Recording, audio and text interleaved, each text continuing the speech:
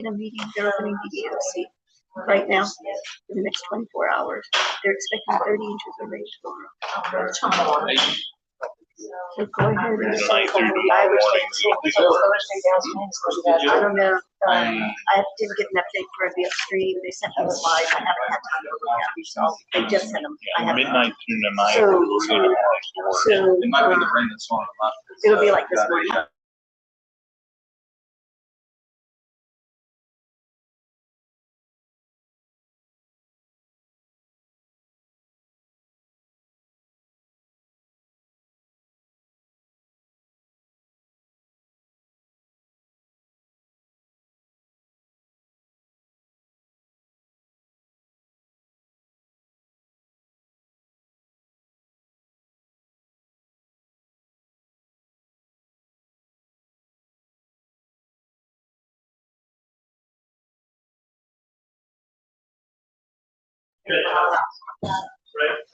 Where's my bearded buddy? Is he Joe? You're late. All right. Good evening. I don't think we have anybody that needs to sign up to speak. If you do, y'all know the rule about signing up over there on the sheet. And we usually start our meeting with our invocation. So we're going to do that tonight. If everybody will please rise. We'll have Councilman Hawkins start that for us. Heavenly Father, thank you for the blessing of this day and this community, Father. Thank you for the gift of the rain that you're sending. Much rather be praying for rain than not having the drought like we had last year, Father. So the rain is a blessing. Pray, Father, we don't get too much when we have floods and issues, but rain is a blessing, and we thank you for it. Pray this evening that you would guide and direct this, our staff, the city council. Thank you, Father, for each and every one that is in attendance this evening, for those that serve our city, for those that are interested in our city. Pray, Father, that we would continue to preserve it, keep it, and continue to be a blessing to it, just as you have one day. Thank you, Father, for your love and your mercy for our community. Amen. All right, we'll call our meeting to order at 6:30 p.m. and begin with Pledge of Allegiance. I pledge allegiance to the flag of the United States of America and to the republic for which it stands, one nation, under God, indivisible, with liberty and justice for all. Honor the Texas flag. I pledge allegiance to thee, Texas, one state, under God, one indivisible. Good evening. Okay, we're going to start with our, we have full, everybody's here tonight, so we have a full quorum. All right, okay. And we will begin by doing our reports and presentations, and we'll start with the police department. Summary of the June 2026 activities. Mayor, council, good to see you guys. Good to see you. Thank you. Good to be here. Welcome back. Thank you. I don't know if any of y'all got any specifics on what actually happened with me, but I actually had cardiac arrest. I was dead. And my wife and my son did CPR on me to save my life. So I had two angels with me that day, and I'm very proud to say that they are my angels. And I'm thankful, thank God every day that they were there for me to help me. So it's good to be back. Glad you're back. You have before you the June 26th monthly report. The police department responded to 1,340 calls for service in the month of June. It made a total of 21 arrests, 20 crashes that they actually investigated and completed crash reporting forms to the state of Texas on. Average speed citation over the limit on Highway 21 was 20.1 miles over the limit, on Highway 46, 16.6, FM 1863, 14.7. Everywhere else in the city averaged almost 20 miles an hour, speed limit 19.8 miles an hour over the speed limit. Y'all have a light agenda tonight, but I am not going to go over all the investigative significant events. But if you have any questions, I'd be glad to answer those if you have I any. do have one. Chief, as I was reading through that monthly report, I think I read at least 3 or 4 different occasions where it appeared as though holsters in our community were again built out of significant amounts of money. What was it? I'm sorry? Older members of our community were built out of a significant amount of money through fraud. Okay, scams. Yeah, various scams and something like that. Yeah. And I know we've talked about that, but it saddens me to see as many of those incidents continuing to occur with as much information as we tried to put out in the community. I'm just wondering, is there anything that we can do different to try to help inform these people not to give whatever it is they're giving away that's causing them to lose so much money? You know, the problem is getting that message out to folks, because I mean, sure, we could write an article in the Front Porch News that goes out to a large portion of our community. How many folks are actually going to read that story? I don't know. I can tell you when we go get presentations at HOAs and stuff like that, that's something that we bring up. I can tell you that some of the banks in the community, as well as some of the folks at Walmart that work that cash register side of things on that money transfer, on those money wires and so forth, they're starting to ask questions on folks when they come in and it's an older person and they're wiring a large sum of money, or it's not usual for their account, and they're questioning that, you know. And we've encouraged that through the banks. We actually still do some presentations at banks for robbery training. It's a requirement for them. That's something that we touch on while we're there, and we've encouraged them to put something into their daily routine, where when they have somebody come in that's doing a large sum transfer like that they ask those questions. And I think they're doing that. But even with all the, I mean, we could spend a lot of time educating the public. It's not going to stop it. It's no different than speeding. We write a lot of speeding tickets. People still speed. I know. You know. I know. So, I see that. I'm almost giving up on that one. Yeah, it's tough. I mean, it just saddens me to see so many people losing something, because I know it drastically changes their life and they'll never get that back. Yeah, and the scammers are good at what they do. Yeah, that's what they do. They don't have regular jobs. Their job is to steal from other people. So they perfect their job, if you will, and they're good at it. You know, so.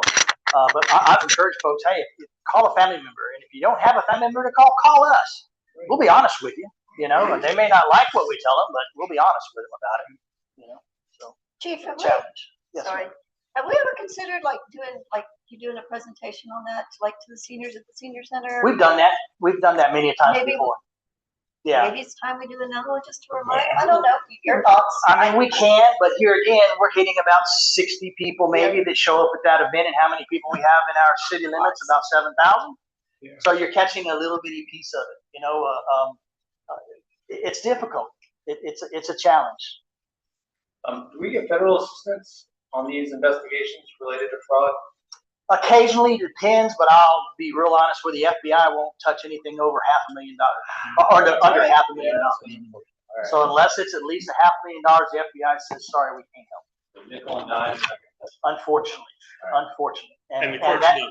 And that nickel and dime adds up to billions of dollars a year. Well, they need that nickel to pay their mortgage, their second mortgage that they got conned into. Yeah, it's I just watched the story on TV the other day, and it was a mortgage fraud, and these people were touting how they can invest your money, and they were giving returns. They were even giving returns back, but in reality, they were stealing money from other people for their returns so that they could continue to milk money from them. You know, a lot of people lost their homes. It's sad. It happens everywhere, unfortunately. If you give people something that they can spread amongst their communities to others, you know, to their peers, that might increase the overall spread of information. Yeah, I mean, we're not opposed to that. I mean, we're not opposed to putting that stuff out there. It's just that, like I said, we usually hit, even if we go hit the activity center, we're going to hit 60 people maybe if we're lucky. Yeah. Do an HOA, you're lucky if there's 10, 15 people there at an HOA, you know? So it's a challenge. Yeah, we need to encourage dissemination of that data, because my folks almost got scammed. I managed to catch it in time, and I took it quite personally. Yeah, it is personable. I mean, when somebody steals money from you like that, I take it personal too. Yeah, you just need to tell your older grandparents that you should never pay anybody in gift cards. There's a billboard in San Antonio that says don't pay anybody with gift cards. Yeah, I mean it's a bad situation. All right. I do have one more thing. Thank you guys for being out this morning. I know it was a busy morning for y'all, and it was probably unexpected maybe for, I guess, some of the low water crossings, because it looked like you guys were probably first on scene on 1863, some locations. So I don't know if that's being a joint between you and the county or how that's working, but I know if it wasn't for the police vehicles of Bulverde, some areas would have been, opened, and more havoc probably would have been caused. So We for got- tonight and moving forward for the remaining rain we have expected. I don't know what y'all's plans are with the county or how that's being worked out, but.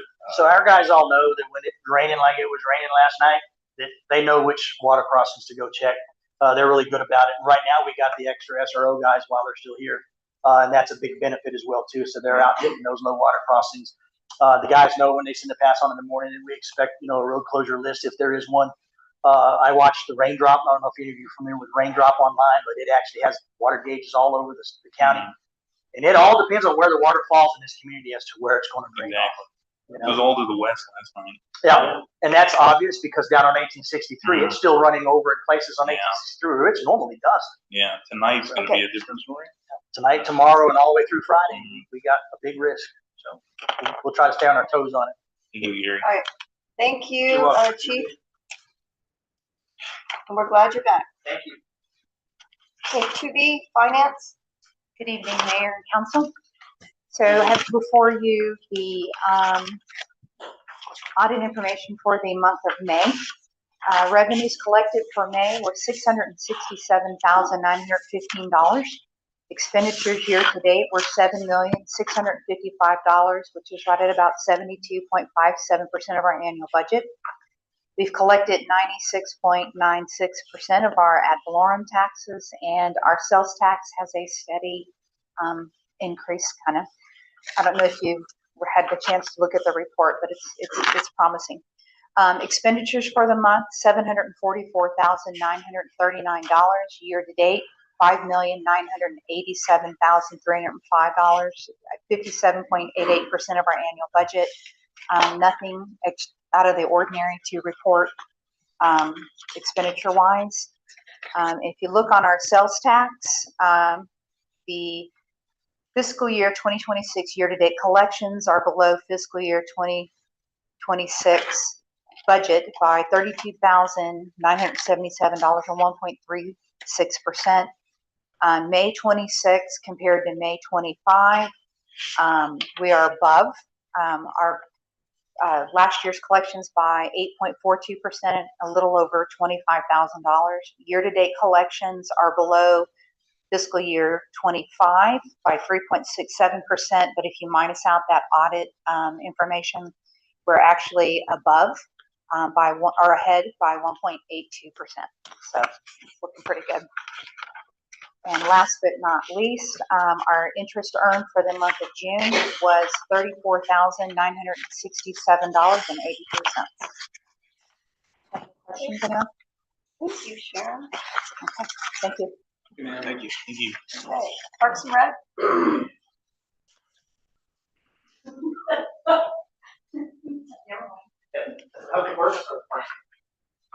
Public Works. No, it says Parks and Rec.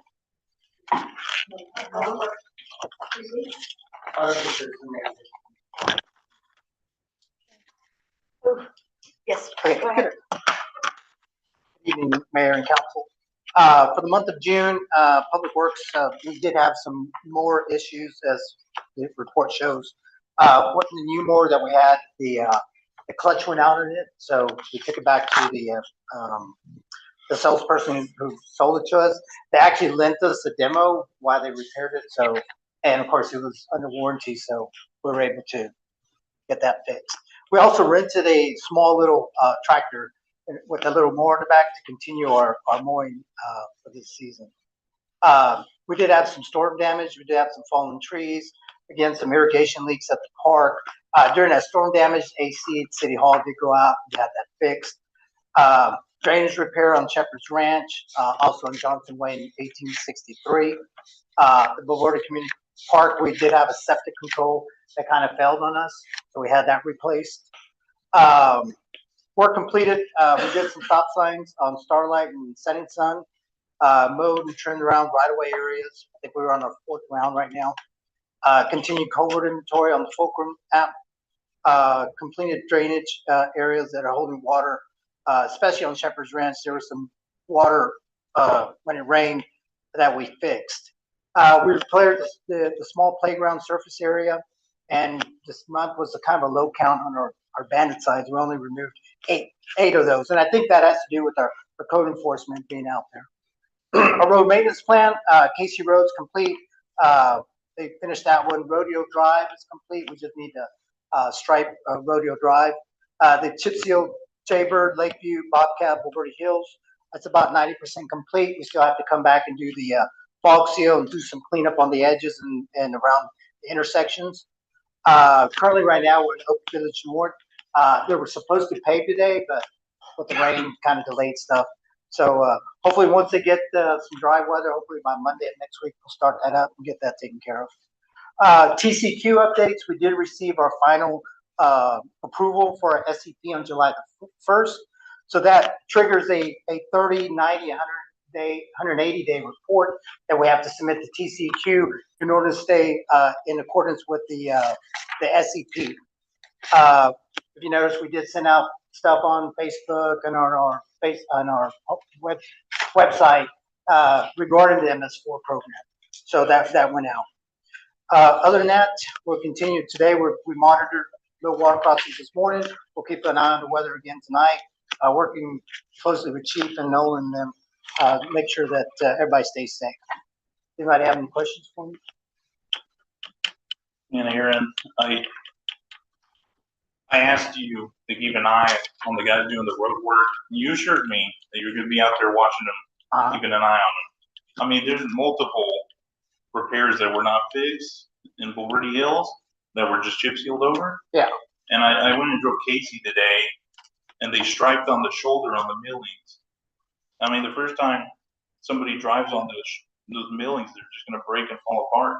Yeah, I've addressed that with the actual contractors themselves. Like I said, we're not completely finished with any of the work. The striping, we went out there today. They'll go out there again tomorrow morning to look at that. Yeah, I don't know how you got to fix it. I mean, yeah, I mean, every way I can think of is going to look like crap. Yeah, I think with the striping, because what we did, here's the thing with the striping. Just the edge line, the white edge line wasn't on our original contract for them to do. Right. So what we decided to do is do a 10-foot lane. Right. Which will help reduce the speed on Casey Road. Right. But we should have just widened the road instead of. Yeah, and I think that was millings. Yeah, that was kind of an afterthought after we actually measured it and did the 10-foot lane on there. We thought we had enough room to put the 10-foot white lane, the white stripe on there, but in that area where the white stripe is at, we do have about 2 foot of millings on there. Yeah. So I would say if the stripe was on the edge of the milling that is close to the board edge, I would be very, very concerned on that. Yeah, well, it kind of like waves back and forth between the street and the millings, And I mean, so what's going to happen is people are going to drive on the shoulder because the stripe's there. And it's going to start breaking apart, and they're going to come after the city thinking it's a crappy road job. Yeah. When in reality, it's just they're driving on the millings and blowing out the edge of the street. Yeah, I wouldn't agree with that because where the actual stripe is at, like I said, there's about a 2 foot milling on both sides. Yeah, they're going to be driving right Yeah. on the border of the street and the millings. Yeah, So which is yeah.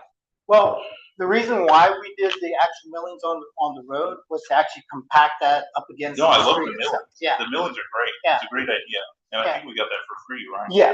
Yeah. And, But the problem is the stripes on the millings. yeah, So, but where the stripe is at is close to where the edges of the pavement and the millings. So if we didn't have the millings on there, if somebody drove on that, like if they're gonna drive on the stripe, if they were to Right. drive on the pavement, yeah, it would stripe of destroy the the board, pavement. inboard of the road. Yeah, But but we're actually going out there tomorrow to see what we can do to that. yeah, but I mean, it's chip sealed. You can't really remove it. I mean, the striping. I mean, you're gonna have a hard time getting that stripe off. On the pavement, you mean on Yeah. Casey Road? Yeah, I mean, where it goes on the millings and the Casey Road. Yeah. I mean, No, it's gonna look like crap if you try and get that on there. yeah, and we're gonna come up with a solution tomorrow and see what we can do. But I honestly think the way it is right now, I think it'll be fine. I think 95% of it's gonna be fine because again, the stripe is not on the far side of the edge. I don't know. It's I on- see it's a on- problem with it still. So I'm gonna agree with Jason. I don't know if you drove down Bulverde Hills Drive today. Uh-huh. Okay, so where the millings in on the side and on the edges are now wiped out after the water last night. Okay, there were mailboxes that were knocked down. They're laying on the side of the road. There's piles of dirt that are now washed away into people's yards after last night. The millings on the side probably have a 6-inch drop now from where they had dug the dirt and where it falls off.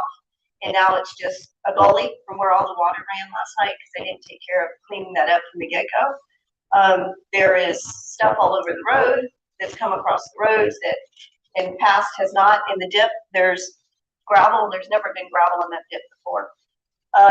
And like I said, mailbox is still laying on the side of the street that they didn't even pick up after they knocked them over. They just left them sitting there. I know for a fact that I walked up and down my road and I cleaned up their water bottles that they left on the side of the road, which means nobody is actually policing them. I went to the guy in the LCD truck and I told him, I said, please have your guys pick up their water bottles because they had left them everywhere. And for 2 or 3 days straight in a row. So I walked down the road and picked them all up in a garbage bag, right? They're not being monitored about picking up and cleaning up after themselves. And I mean, you don't leave a mailbox that you ripped out of the ground, messed up, laying there. Yes, maybe you put in a new mailbox over there, but the other one is still laying there. So the garbage is just accumulating everywhere, right? I think that where they put the milling on Bulverde Hills now has helped. The water is running in a different direction now.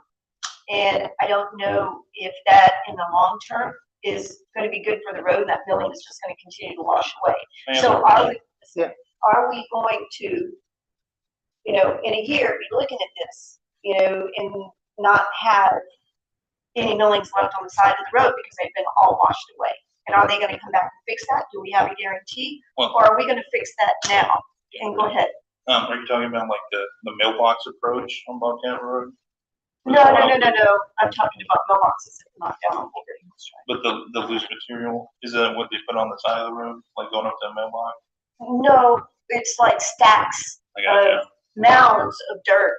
And if you go to my house, and we all know there's a problem at my house, but now I have, I don't know, probably about this much deep of black chip seal down by my gate, by my fence line now. That came down last night. So I know I'm not the only one that's probably having that problem today. And it's because they stacked it all in front and it just washed down. They never came back to clean up any of that mess. Yeah, well, like I said, I do have the contractor coming back to clean that up, so. Well, now it's washed away. Right? It hasn't been sweeped yet, right? Yeah, they've done several passes on the sweeping. But they're gonna do more before they fall. There's still more sweeping and more pickup to do on all the streets. So the problem right now is because we have water runoff. What was that? We have a water runoff now because they didn't get that cleaned up. And they should have thought about that before, knowing that it's going to rain, right? And those piles are everywhere. The neighbors are complaining. We're getting the phone calls about how this is laid out, and they need to be watched. And I don't. Yeah, I've constantly been talking to, and as a matter of fact, I even asked him to be here tonight because, I've asked, I don't know, but there's been about 4 or 5 emails that I've forwarded over to him. So isn't it a requirement of their contract? Yeah. Huh? Isn't it a requirement of their contract that they come and report? No, No? I don't think so. So you just gotta be out there with them, Aaron. Yeah. You gotta make sure they're Gotta doing it right. follow up. Yeah. Well, I've The Casey Road thing's different than the loose aggregate. I mean, yeah. it's millings that are piled at this. For anybody that doesn't know, Casey Road, what they milled off the top of Casey Road, Aaron went, and this was a fantastic job. He took the millings, and he got them to place it on the shoulder of Casey Road, and then they sprayed heavy tack oil over it, which is fantastic. That's great. That's great for the longevity of the road. But the problem is, when they striped it, which is not LC Robbins, there's another company that stripes, and they don't know where the edge of the road is and the millings start. I mean, they just went out there and they were told to stripe. But, I mean. And that stuff's not marked with them? I mean, they don't mark it, but they're not the people it. that did the road. You know what I'm saying? Okay. So it's the 10-foot from the center marker of where the center marker of the road is, and they were out there with a tape measure marking it off. And I think in some places it's different and they didn't fill it the way they should have all the way around. So when they Yeah. went back to market, now it's on the edge. That's just, Well, yeah, the millings look great. It's just the striping, they stripe onto the millings. And As it's opposed gonna to- blow the road out. it's gonna blow it out. And we're gonna have trucks that are coming in and out of Casey Road like we always do. And it's not gonna last. I'm really concerned about, as is Councilman Kravitz, is the longevity of what's gonna happen here. And it needs to be enforced and policed and make sure it's done correctly. Absolutely, yeah. Like I said, Because right now it's not. I've talked to LCR, and I don't know if I could read you the text or the emails from them, but they reassured me that they will make this right. Does our contract include warranty or guarantee of quality work? I know we have I mean, I would say don't pay the striping guy, but it's not Yeah. his fault, because Yeah. he didn't know where the milling started. LCR hires them probably. But he just What doesn't I'm know. asking is, if it turns out that things go sideways as it looks like it's going to, who's gonna be on the hook for that if it's because the work was shoddy? Is Well, that us? Is that? no, contractor? it'd be the contractor, because we have a bond with the contractor, Okay. plus we also have a retainer, I think, of 5 or 10% of the So we actual have amount. some guarantees. Yes. And I heard Councilmember Kravitz say that there were repairs that were not made in Mulberry Hills, and it was just. Even before that, I've already addressed them Well, I to know I that. reached out to you because there was some stuff on social media. Yeah, But I now reached out to them to make sure that, What are I they guess, gonna do? so here's the thing, like with a project like this, I mean, there's gonna be a punch list that's gonna be created before they're completed. But do we want to get that far to the punch list, or do we need to deal with it now before we get to that punch list? Now, some of it, I've already addressed them to make sure they start that now. So the repairs, I guess my question is, can we go back at this point and repair it? Yeah. It's already been chip sealed. What are you gonna do? Are they gonna have to undo? Yeah, on some of the chip seal, all they have to do is go out and cut the area where it needs to be repaired, lay some emulsion on there, and add some So they can- chip seal on back on it, yeah. It's tricky. Because there's actually some spots on Lakeview that were damaged because some car peeled out, and it had like 4 big like spots where they peeled off the chip seal. So they went back and fixed that. So it's repairable. Well, It's just not as I good. think that, going back to the original of what we were saying about Mulberry Hills, I think that we need to go back and look at that and inspect it. Mhm. Like today, ASAP, probably tomorrow after the rain comes, because it's wiped out underneath some of that already. And let's just say they come back and they put a coating over the top of it, Mhm. and they don't notice that there's nothing underneath it, right? And nobody's inspecting that, we're gonna have a problem. Yeah. So we need, wait. So, At some point, I'm not out to speak, because so we're I talking think, about gripes against him right now. Mike mentioned Excuse that me? he's doing a project. He's aware. can I finish? Yeah, Thank you. wait, can I get a chance to speak? Yes, you can. All right, very well. And so here is where we are thinking that if we can get the road cleaned up, also the garbage picked up, that the mailbox is laying on the side of the road, all of that dirt that's piled up on Mulberry Hills needs to be cleaned up. And I guess what is washed down people's driveways and whatever happened last night probably needs to be cleaned up as soon as possible. Well, I We'll just wanna definitely take clarify And then something. wait, Councilman Goff has, you're right, who has the floor. So, yeah, are you aware of these concerns? Yes, sir. Okay, and you've spoken with the contractor, communicated. Yes, sir. And are all of these concerns, the rework, is it feasible to be corrected and brought back to this objective standard, which is the contract? Yes. What is the timeframe to make this happen? I think I got a time frame today, probably by first part of August, I think, before we can complete it all, depending on the weather. Okay, so that's a reasonable timeframe Yeah. for people to suffer what is a construction, in my opinion. That consistent with other municipalities in terms of a project and it going that long and the collateral damage, if you will. Yeah, and I think with this contractor, they're small.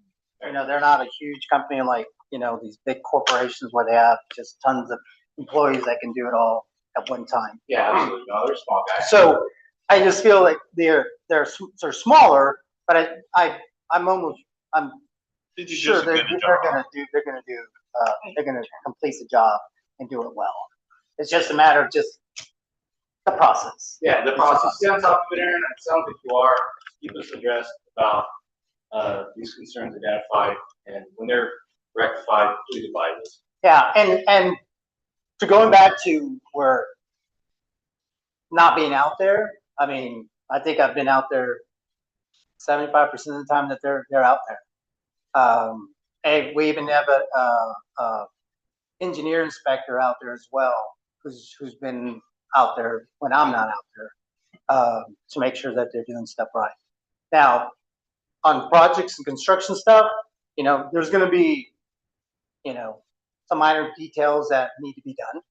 There's always a punch list that's always created after the project, which is something I am not concerned about, regarding them, you know, ultimately when it's all done, be like, okay, the same concerns I had with Casey Road, once Casey Road went to doing the edge repair work, I had emails and phone calls and say, oh my God, there's a lot of dirt on the side of the road and when are they gonna do this? I think you even brought it up to me as well, Casey Road.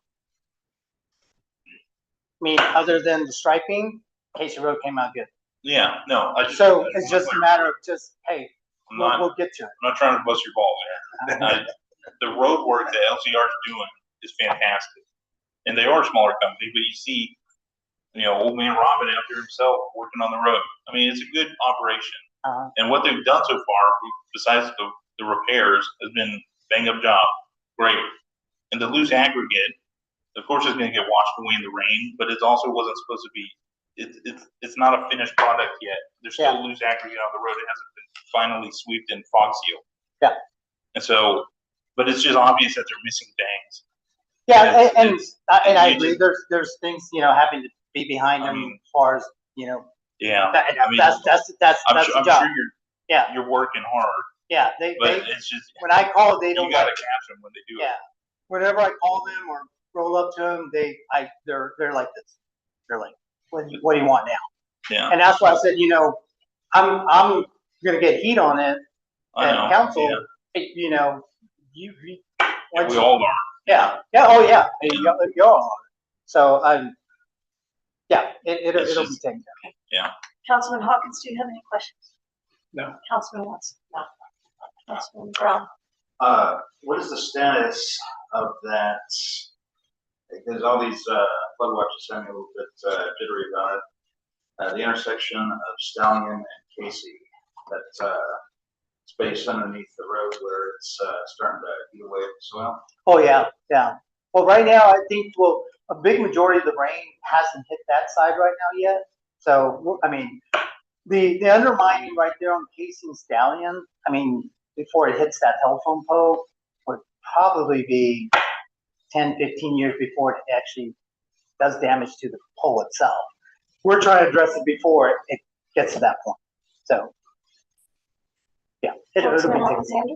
Yeah, Mayor, you know, public road, public job, you're gonna get the most critics out of it, so Oh, yeah. just make sure they know that, and that they stay on top of their business, and that, you know, they do the least disruptions as possible to the neighbors, right? Yeah. Least impactful. Yeah, and yeah, it's been, I mean, it's construction. Nobody likes it. Nobody likes 46 being torn apart. Right. Yeah, but it's just construction. Again, Casey Road looks really nice. As Jason brought up, we didn't have a problem with the line on there. It looks good. They did a good job with that. We expect to see the rest of it in the other locations that they'll be working at. Yeah. But can you please have somebody go pick up knocked over mailboxes on? Yeah, Already yeah, those. Because it's just an eyesore to every neighbor that's passing by and looking at the mailboxes laying on the side of the street. Yeah, I'll address it. We'll take care of it. Okay. Thank you, guys. Thank you. All right, Parks and Rec. We have nobody to Rec tonight. Okay. 3, consent agenda items. All of the following items are considered to be routine by the city council. There will be no separate discussion on these items and will be enacted with one motion. Items may be removed by any council member by making such request prior to a motion and vote. On 3A, we're going to consider approval of the city council meetings from the following meeting dates. Regular city council meeting on June 9th, regular city council meeting on June 23rd, city council budget workshop on 25, and a special city council workshop on July 1st. Please make note, council, that you do have some revised inside your packet, if you have not already seen those, that have the adjusted items on there. And then on 3B, we will also consider approval of the Bear Metro 911 Network fiscal year 2027 financial plan and budget. So we'll need a motion. I motion that we accept these consent agenda items, all the city council meetings with the revised updates, and consider approval. Oh, I have to do each one separate, right? 3A, No, you don't. I can do them together.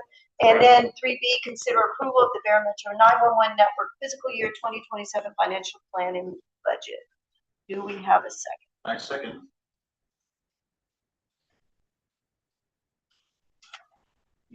Doesn't look right. Okay, and all of those in favor? Aye. Aye. All of those opposed?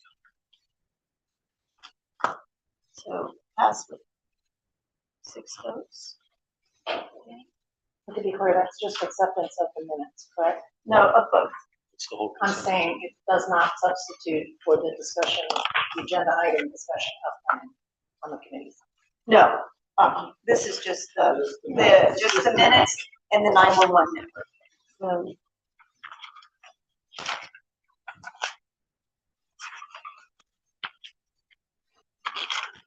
Moving on to 4, regular agenda items. Receive the City of Bulverde quarterly investment summary report as of June 30, 2026. Mayor and council, the investment report presented as of June 30th, 2026. Basically, all I've done is move money from the money market account into our Texas Class and Logic investment accounts. Consolidated 2 of the accounts at Logic into one operating. For the quarter, we had $100,850,000 in interest earned year to date, fiscal year to date, sorry, $246,509. I've been able to make our payments with the cash flow that we have on hand. So I've not actually had to touch any of our money in the investment accounts at all. So just sitting it there and letting it grow. Need a motion? Wait, Any questions? we're just receiving that. We don't need a motion for that. Do we need a motion to accept it? No? No, it's just, we're just receiving the information. Just a heads up what I'm doing. Up to June 30th. Then 4B, discuss and consider the approval of resolution creating city council committees. That is what you were asking about earlier? Yes. Okay. So.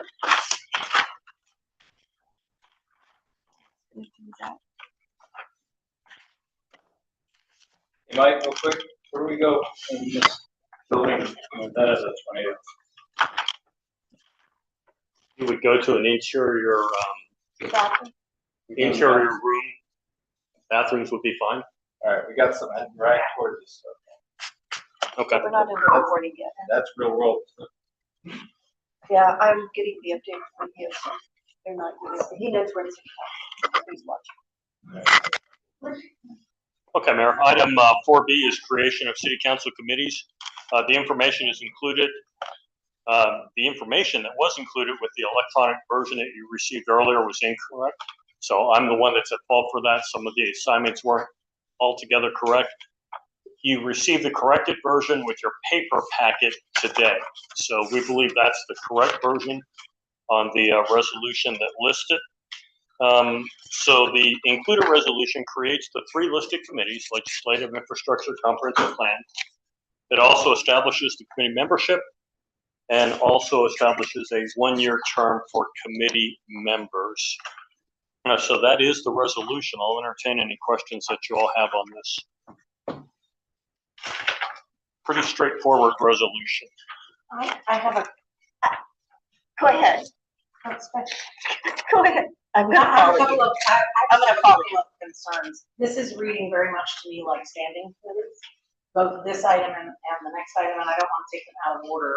But I felt when I suggested this, that ad hoc committees were a better choice for us. And I'm concerned that this is edging into territory we said we didn't want to edge into, which is to place additional burden on staff. And so I kind of want to get that out there. This just reads more to me like standing committees than like ad hoc committees.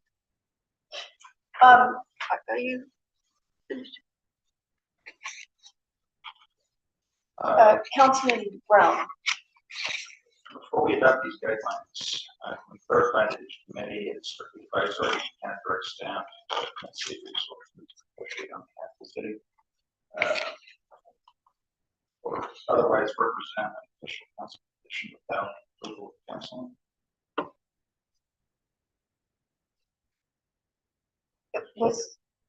We're on 4B. We're on the resolution that establishes the committees. The guidelines come in 4C. Yes. Okay, so you gotta vote for them before. So you gotta create it before we get to the guidelines.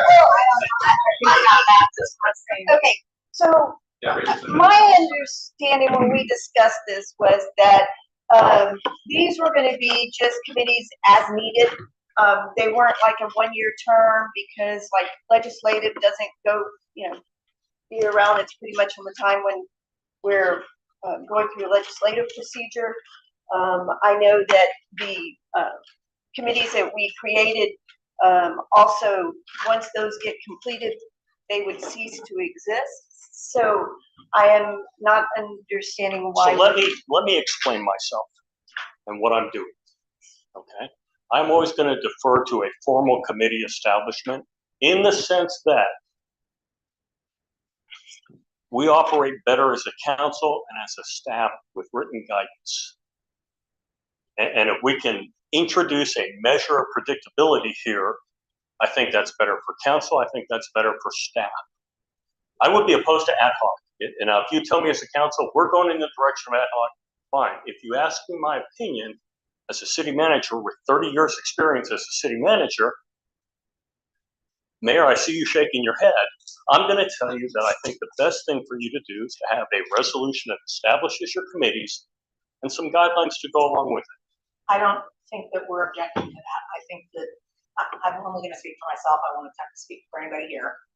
I heard you very clearly say that standing committees were going to place burden on staff. Matt, can I just ask a point of order question with respect? I do feel like these two agenda items are related. How much trouble are we going to get if we cross over to discussing both? Should we defer the formation of the committees till we discuss the guidelines?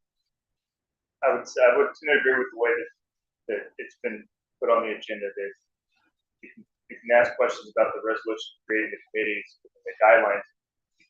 The next agenda item, you can discuss the guidelines, any divisions, concerns you have. Okay, it's a little challenging because they're related. But I understand. So if we don't consider the approval of 4B, can we still discuss 4C? I guess you could maybe move the table and revisit it. Would that be a concern if you want to discuss that first and then? Yeah, can we? That's what I'm asking. Can we flip them? I can. Move the We can move. Can we move to Table tonight. No, 4B, table till Just after, defer. and then go move to 4C. and then come back and vote for the committee. Yes. I think you can do that, yes. Okay, I make a motion. Sorry. Wait. I want to make sure I get this written down. Okay, so we're going to move 4B to 4C. Okay, go ahead.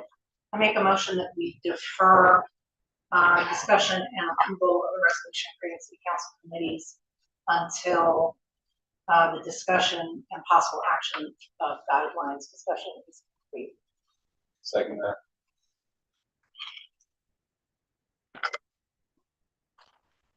All in favor, say aye. Aye.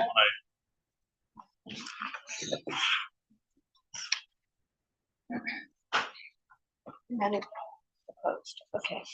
Give me a minute so I can write this. All right, we're gonna move to 4C. Discussion and possible action to provide guidelines regarding the operation of city council committees. Okay, let's do this in order, and we'll start down here with Councilman Hawkins.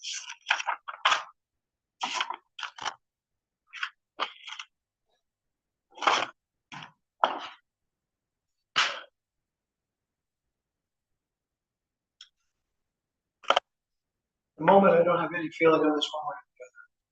I haven't spent enough time considering it, so I'm going to have to defer. Councilman Watson. I understand the point of the guidelines. Speaking only for myself, my reasons for suggesting these subcommittees was to provide an opportunity for a small subset of council to brainstorm, to strategize, to research, bounce ideas off of one another. It was not my intention, at least initially, that every meeting consist of a formal agenda or a staff liaison. And I feel like this is really edging more towards a formal territory that is the antithesis of what I had understood anyway as we're discussing this was the point of these committees. For me, it makes more sense to allow the committee's members to have conversations, make some decisions about what first and second orders of business might be, and then set up an agenda to come in and have a conversation with staff. I understand that we don't want to burden staff, but this strikes me as significantly formal and working against the spirit of the committees as I envisioned them. I think that there are some things that are very good here. Council members who are not on the committee should not attend committee meetings. We don't want to inadvertently have a walking forum, and I think it's really important that there not be discussions outside the subcommittees themselves until items are brought to council for the same reason. So those are just kind of some general thoughts. I think that we're trying, again, speaking only for myself, to strike that balance between transparency and giving council members a chance to speak freely and explore ideas. These meetings are simply not conducive to that. So those are my thoughts. I think these guidelines are a little too long. Councilman Cravitz. I'll defer to the next person. Councilman Brown. Defer to Councilman Watson. Councilman Alexander. Yeah, I think, the first approach of it is, I agree, might be to get some type of guidelines, but, I think as a council, we need to determine, like Councilman Watson was going to do, is this too formalized, or do we want to have some leeway with it? That flexibility that doesn't increase pressure on staff. More meetings potentially, what does that look like? So, but I do think if we're going to do the subcommittees, that we do have to have a procedure or outline that makes sense to the council. So, but it's important to have it from my perspective. So, Generator on? that's None what might be outside. Yeah, there's not in So, yeah, so I think with that said, we need to come out here with that guideline as a council, what we want to change and add to it, so. In light of weather tonight, I think this is probably worthy of a more in-depth conversation. How do y'all feel about deferring this to the next meeting? Giving us all a chance to think about this. Hold up. Let me let Councilman Sure. Goff. He was the only one that hasn't had the opportunity to speak. You guys know where my heart is, but who lost this? Is this you? This is me, yes. All right, how much time did you invest in this document? Oh, I would venture to say probably 2 to 2.5 hours. 2 to 2.5 hours invested in just laying the groundwork for a subcommittee that we're still discussing. That is an interest of efficiency on council. Is that one of the legs we're hitting on with these subcommittees together? Strategic conversations that are hard to have in this context. I appreciate this document. We're going to do the thing. This is a great roadmap. There might be a few things that we need to tweak to suit this organization. But this is if we're gonna do the thing, we definitely need to adopt some guidelines hard and fast, so we all know where we stand. I still disagree that we need to have these formal subcommittees. This is gonna continue to drain resources and time away from an already overextended staff. We just beat up on Aaron about not being out there every minute of the day, just check for bottles and junk on the sideway, which is part of construction. This man is juggling 15 different plates. He's got 20. Everyone is extended. We don't want to spend more money than we have to, and that results in them having a few different discrepancies whenever work is accomplished. So we really need to rely on the man that we've put in the position to drive this ship in a positive direction. He's doing a great job. So in continuing to discuss the subcommittees, I think that's going to continue to drain resources from the city, and it's going to take away from Mike's ability to lead our city in the direction that it's already going in. It's a positive direction. Leave it alone, trust Amanda's work. That's my opinion. But well done on this document. It looks good. Thank you. Thank you, Councilman. Marie, Somebody wanted to add, Councilman Watson? Do you have a comment that we wanted to do? Anybody else have an issue? Frank? Certainly agree. Yeah, thank you for drafting all this, Mike. I mean, I kind of agree with Francesca. When this originally came up, it was kind of like just an ad hoc, informal kind of thing, and it's turned into a. I was going on the fence about the subcommittee idea to begin with, and I am concerned about staff resource and time, and it's turned into a monster now. I don't think it's a good idea. So. Guys, I'm going to interrupt just a minute. I'm just getting an update from our emergency unit. It says, just received this from Northwood NWS. We've seen some training storms develop this evening from the north central San Antonio up through western Comal County. Observed rainfall rates 2 to 3 inches per hour will enhance flash flooding potential over the next couple of hours across western Comal County and Bulverde, near and west of US 281. We will be closely watching into the overnight hours. We are. There is a watch on Hollywood Park, not in Bulverde at this time. Tornado watch is down in Hollywood Park. It's in Hollywood Park. I suggest, and I don't know how to do this. Well, I don't know. We probably don't want to leave right now and get anybody on the road at this point. It's going to calm down. Wait, in a You second. could put the meeting into a recess, like to, right now. What would you like? We're just in the band. Wait. It'll slow down. So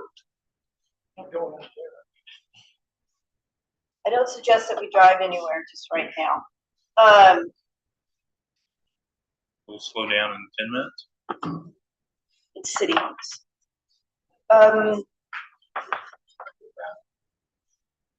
I suggest we continue, and because we're not going to go right now anywhere, none of us need to be driving back. So let's continue where we are. Let's continue with the discussion of 4C. And I guess based upon what we've heard tonight and the comments of fellow council members, I almost would make a motion to table 4C for a future. Can I ask, or before you do that, may I ask a question? Yes. If we adopt these guidelines tonight and we have the first 2 meetings in each committee and we decide this isn't working, we can modify them, we can come back and Yes, request a modification. But it'll have to go through Yes. council, so it may be up to them. Everything's gonna always have to go through council is the point of this, so, right? you can come back and change them. No. So if we adopt this tonight as a means of getting these committees off the ground and getting them started, and we come back in a month or 2 months and say, we need to make some changes to this, we can do that. We can, or we can make those changes this evening. This is the starting point. I came up with these in isolation just based on the comments that I heard at the previous meeting. So I'm trying to address all of the things that were brought up. So Are you finished? Are you got something else? Well, may I respond to Councilmember Goff? Yes.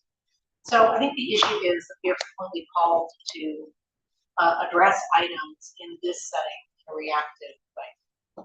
And my thinking about these subcommittees was that this gave council members who were invested in a particular topic an opportunity to be involved earlier on and to provide some guidance and suggestions to council on behalf of council. I feel like staff does a lot of work and I'm grateful for them. The intention was not to place additional work on their plate, but to give council an opportunity to be a bit more proactive about things they were going to subsequently be asked to make decisions about. So I hear you, and I know that you are a man of action. You are not about sitting around navel gazing. Some of us like to verbally process things. So, to be clear. Thank you. Okay, any other comments? I'm kind of inclined to agree with Francesca.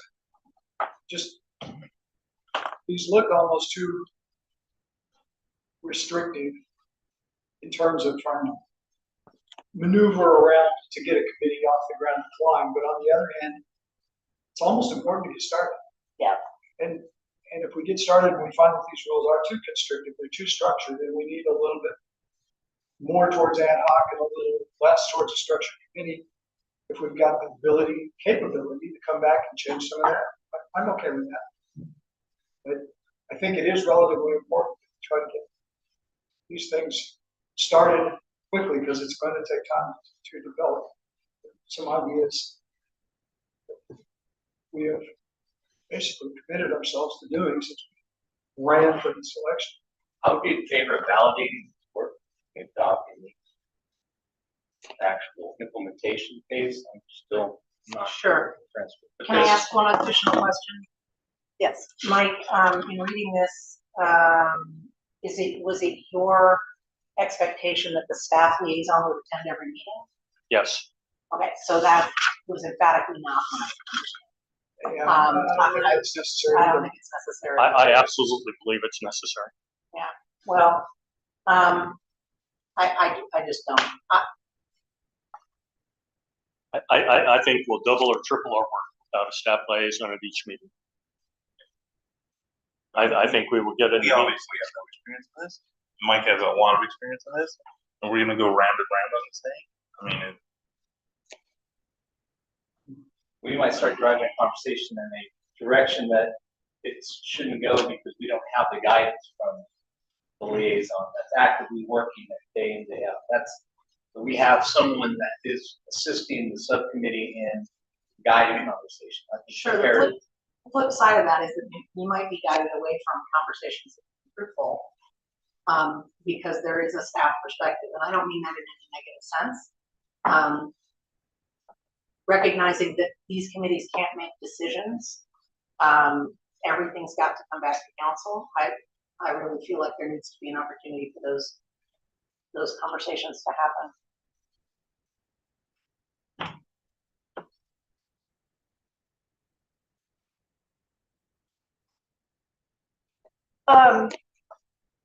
Councilman Brown, do you have anything? Councilman Alexander? Quiet down on the set. Okay.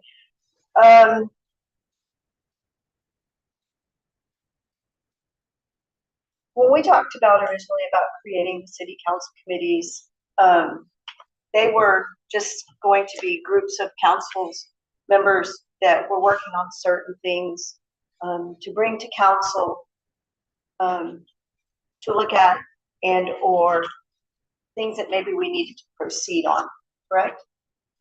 We talked about infrastructure items. Those were things of looking at what may be happening, with our energy for the future, or where were we working towards on, let's just say on Ethernet, or different types of communications that may be happening here, and things that are going to be very important for our infrastructure and for our future of Fulford. These committee staff or members were going to kind of look into that, kind of see where we were missing things. And kind of suggest to the city and to the staff some things that maybe we needed to look at, or that maybe they had already looked at and wanted to bring to committee for us to look at. My thought process on that is that they are working committees that are discussing items that would be considered, you know, for as an agenda item. I'm not sure that at any time was it actually said that we would need a staff person at every meeting, as these meetings were a work in progress, correct? Things that would be discussed in there would be, you know, bouncing off the walls. Hey, you know, we found this out about Texas Water Company. How does that affect our future of Bulverde? And what do we need to look at in terms of, you know, the information we may have at that point? And they would go out and gather information and bring it to council to see if it was something that needed to be put on the agenda and looked at for the future, right? We talked about the group that would be looking at, you know, legislative items are more things that are going to be discussed and that are going to be looked at what's going on in the legislature and change week to week, if not day to day, as we get closer to the time of voting. So I'm not sure that there is actually a way or a, you know, a guideline that would work for every one of these so-called groups of committee members or of council members, and how they are going to get to initiatives that they would like to bring to council or that are important to our city. We never thought, based upon what our city manager had said about, you know, about using time of staff and spreading them thinner than what they are. We did not want that to happen at any point. This was a way of us being able to get together in groups of 3 to work on different things that maybe one council member wouldn't be able to work on all 3 items or all 3 topics, but could dedicate their time and their energy into one of these groups. Okay. We talked about who had information or experience in the different groups, and that's how we kind of separated who would be on each group, right? Doing it the way you have lined out, and by all means, Mr. Castro, I appreciate all the time you've put in this and the efforts that you have put in there and your thoughts on this. But I think this is it's a little over what we really wanted this to look at to be like in the beginning. And yes, are we going to need some guidelines? Yes. But I'm not sure that as strict as these guidelines are, and that members are going to be appointed for 1 year, because like I said, the legislative committee may only go for 6 months or 8 months. It may not be a year. It's more of a committee, an ad hoc committee that's going to be put together as the need arises. It could be tomorrow that we have something new come knocking on our door, a new development, and it needs 3 council members to go out there and work on it and to look at, you know, what needs to happen with this development. It could even lead to talking to the developers at some point, right? And trying to come up with an alternate plan that can be presented to the staff and to the city, that could be a possibility that can work. So I'm a little bit concerned about going this far with our guidelines. Yes, there are things in here that we do need. And there are things in here that, you know, that are are part of this. But I am a little bit concerned about, again, using staff, knowing how spread thin you have said they were, and also about making this like standard meetings, because I think that these groups will have phone calls between each other and talk about things. It could be on a daily, on a daily phone call that they have. If you're working at the legislature that day or that week, you're going to be calling your group the whole time you're there. Hey, this is going on, this is going on, this is going on. So it's not going to be a standard meeting to where staff would be able to be part of. I don't think that we were looking for something as stringent as this has turned out. And we, and by no means in the beginning of this, wanted to create extra work for our staff.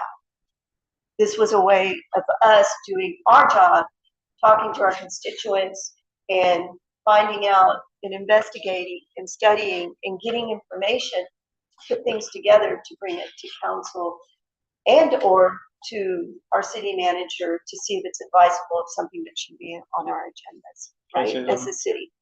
So I don't think that it's something that it was created to be as formal as this great document that you put together. I have heard from this council very firmly about the need for the city to establish and adopt policies and procedures. If you change guidelines to policies and procedures regarding committee formation and actions, it's the same effect. These are your policies and procedures. And again, I have heard this with uniformity from this body about the need for the city to develop at a staff level and at a working level policies and procedures. Why? Why do we develop policies and procedures? So we don't waste time. So we have a level of consistency in our operation. So we communicate and establish communication as a part of this also, which is another thing that I've heard from this body. So I look at this as the establishment of policies and procedures with regard to committee formation. I leave it for you to determine whether or not you feel that we need policies and procedures. But the body has made that clear to me over my 10 months with the city. They want me to focus on policies and procedures. That's how we get better as a city. I think you have better committees with policies and procedures. They don't have to be this strict. You don't like the strict guidelines. Fine, we can look at it. We can change some of the language on it. With regard to more staff work, I still maintain that in the absence of a staff liaison, there will actually be more staff work. One of the things that I'm looking for with these staff liaisons, it is a measure of communication, it's a means of communication. I would fully expect the staff liaisons to come to me and say, this is the direction that the committee is going. And we war game that as a staff and say, okay, there may be some things that we haven't thought about. Or there may be some history or some skeletons somewhere in the city that we haven't looked at. So the idea of a staff liaison isn't to restrict, it's really to be a resource and to bring information to the committee to keep me informed also. And let me know. I don't intend to go to each of the committee meetings myself. I can't. I don't have that time. But I have people working for me that can. So that idea, I still, again, maintain at the end of the day, there's more staff work without a liaison. There's more effort that will go in many, many different directions. And certainly we don't want to take up your time or waste your time as council members. Time is precious to you also. We'll make it work. Whatever method you decide. My direction as the city manager of this city is to try and make things better. And to try and move us in a trajectory that leads to more professionalism, that leads to things that we leave behind for the people who come behind us. I want to leave a better city. So that's what drives me, not just here, but in my other actions. So I take this and look at it and say, if we want to change some of these, I still think you should have some guidelines of some nature. Maybe not these. This is my first stab at it, and granted, not all of these are germane. That's pretty much all I have to say at this point. Yeah, respond. Yeah, you go first. I need this one. To your, go ahead. To your point, Mike, I think guidelines are a great idea. There are some of these guidelines that I think may not serve the intent of the committee. When we reach that point, Madam Mayor, I have some edits to suggest that may allow us to adopt these tonight as a starting point. And I'm happy to go through those when we decide that we're at that point. Councilman Kravitz.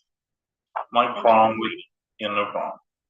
My problem with this entire thing is the way the charter is written. You can do everything, almost everything we discussed tonight on your own with other council members, as long as you don't violate rules of quorum. I mean, I don't see the need for this subcommittee structure. You can do all this the way you're set up right now. I don't know why we're going through all this hassle to make a subcommittee structure. I mean, You are correct. Because if we're all just out there doing our own thing, we are not working strategically and we are not pulling together. I think you That's can why- work with other council members outside as long as you don't violate quorum. Sure, what if we've got two council members on that end that are doing something else on the same topic at odds to what the folks on this end of it? Yeah, but the subcommittee structure, it doesn't give any special privileges to us on council. You still gotta follow rules of quorum and everything. Understood, but what we said as a council is, if there are, this just came up. I called Mike with a question and he said, that would be a great topic to hand off to the infrastructure. And he's right. If these are items that council wants to consider, that this becomes then the mechanism for getting those things researched and. That would be the only problem is delegating what specific things go And to that's what what we're people. saying. But, you could work on projects, you could do legislature review, you can go to all these meetings you want. We were set up right now. It's just, we don't have that mechanism that it's still who gets what, but we're for, weigh the options here, Councilman Kravitz, you are correct in what you were saying. We can work on any item that could come up, correct? We only, I think, what Councilman Watson was saying was that we put these together because we wanted to move forward in some areas that Right. maybe if we adjust our time to that and knowing that somebody else, I'm gonna adjust myself to legislature. I know somebody else is taking care of infrastructure. Right. Well, you'd have It's to getting figure out who gets what, yeah. Correct. So And that way we could dedicate more time to working on the legislative process, which right now is very important to our future. Or an infrastructure that's very important to our future and what we're going to leave for those that will follow us in 10 years, 15 years, 20 years. And the decisions we make today will affect those. However, if we are trying to do it all on our own, one as one, there are things and items that are going to fall through the cracks, right?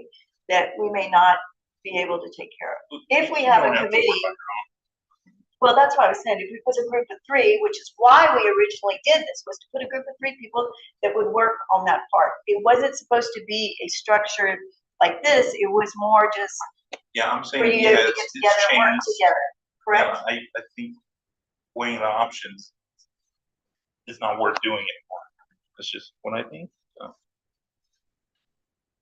The way it's been presented, which is great. So are you saying you are no longer in support of subcommittee? No. So we should all just do whatever we want. Well, or we work on the resolution. I mean, You I'm know- not gonna vote no.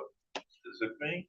Just saying, I have concerns about it. So without a subcommittee, we still could get together as we separated this, just knowing as information only that Ted and I and Councilman Goff would work on legislative and governmental affairs stuff, right?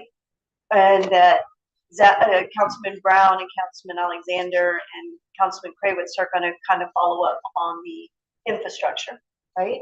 And we kind of know that, maybe with not doing full committees, and that yourself and Councilman Alexander and Councilman Kravitz are gonna work on comprehensive plan committee, right? And we can feel comfortable about that. I don't think there's anybody on this council that would be opposed to just knowing that and letting us work that way and starting to work that way. And maybe if we do need this and a structure like this, that we can come back and revisit it. Is that an option? So this came out of conversations about information sharing and And we still can do that. structure. So my concern with not putting something in place is that we're right back where we were in these conversations, where all of council does not have hold of the information. And so I think some structure is useful.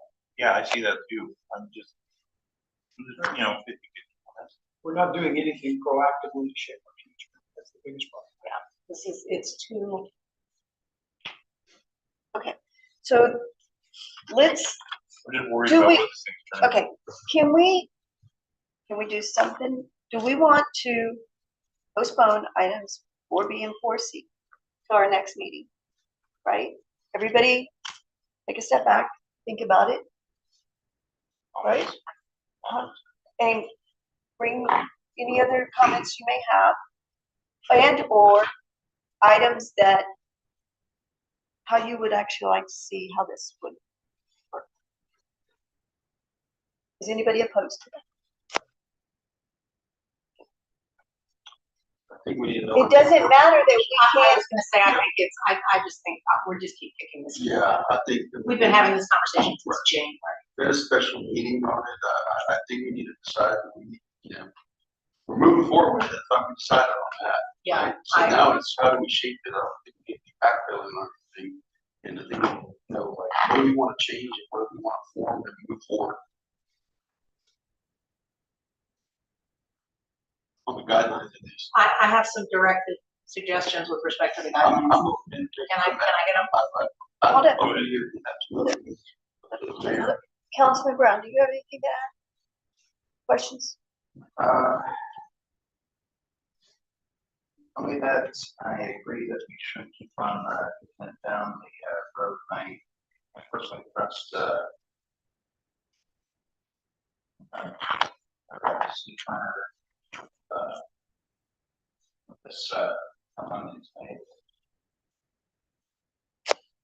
Councilman Brown? I understand the, wants.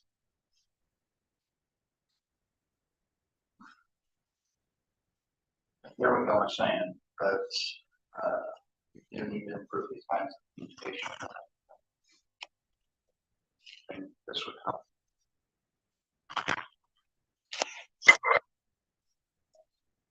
I'm glad to hear what Patricia has to say. Councilman Brown, did you? I defer to Francis. My specific suggestion with respect to the guidelines is that we strike the first line of item 4. We strike item 6 in its entirety. We replace item 7 with attendance of any staff member at any committee meeting must be coordinated through the city manager.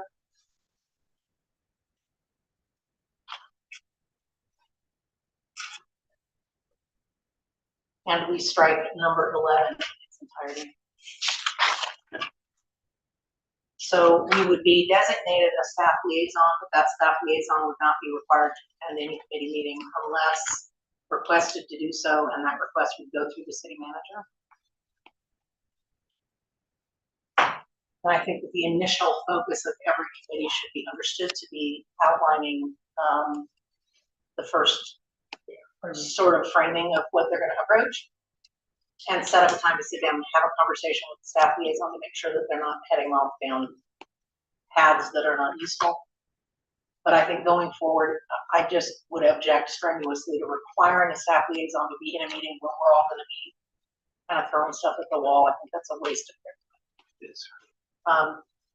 Respectfully. And then I think it's extremely important that every committee make some report to council on a monthly basis. I think transparency, if this is going to work, is essential. None of this is intended to bypass normal reporting requirements. But as tonight demonstrates, these conversations are very hard to have in the context of these council meetings. Do we need a resolution for this? We can just have guidelines without resolution. It's a legal question.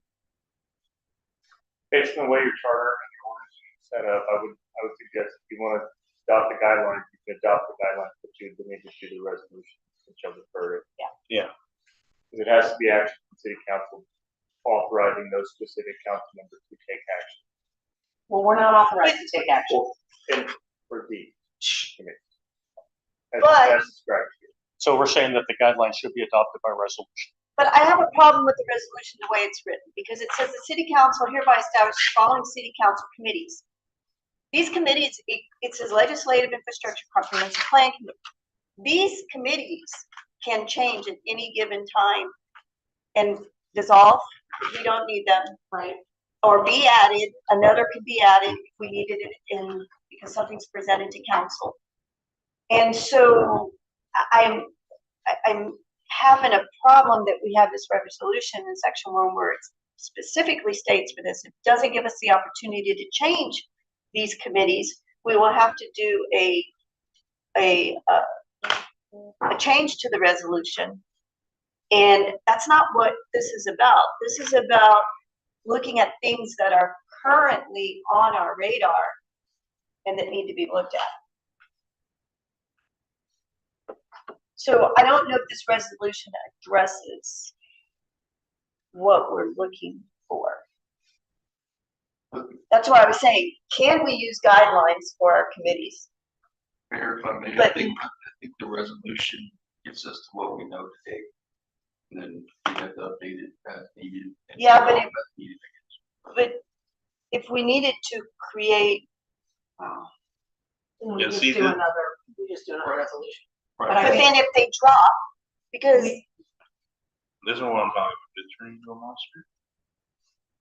I don't agree.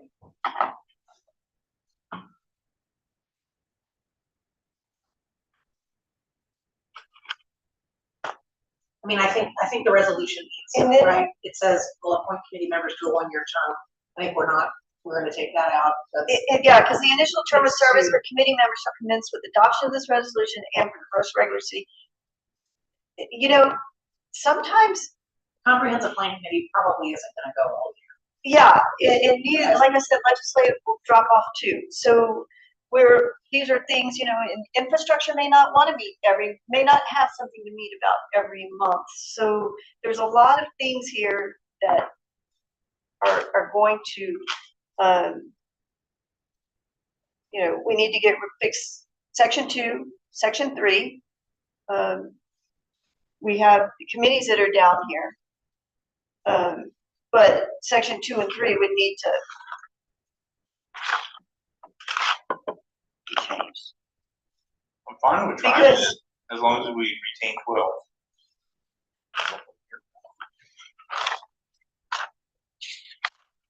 Yes.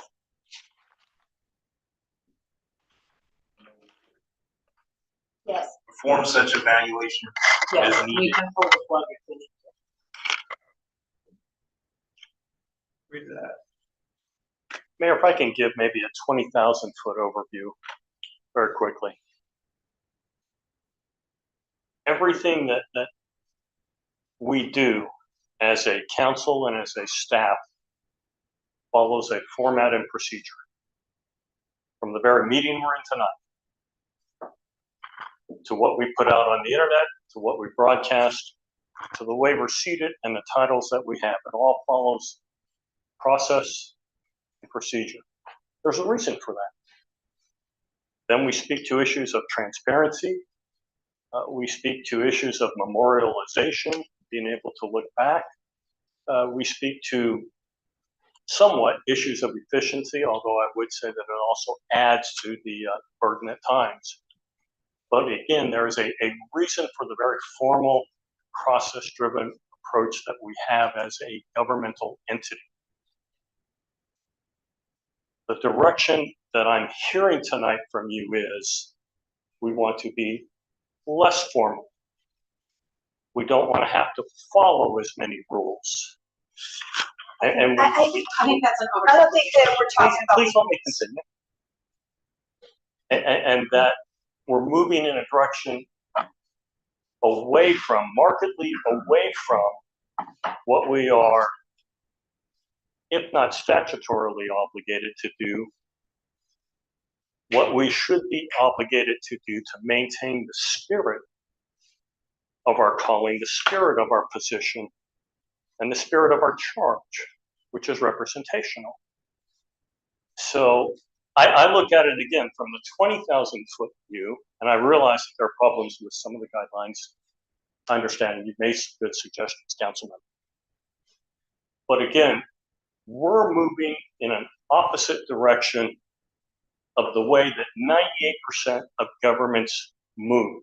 We have gotten in trouble in this community in the past because we have moved in an opposite direction of the way that governments should be moving. The guidelines and the resolution were written to provide a structure. If you want less of a structure, I understand that. We'll get to some form of agreement about that. But I don't think we should have no structure. And that's my comment. I don't Mayor. think Thank you. anybody's suggesting no structure.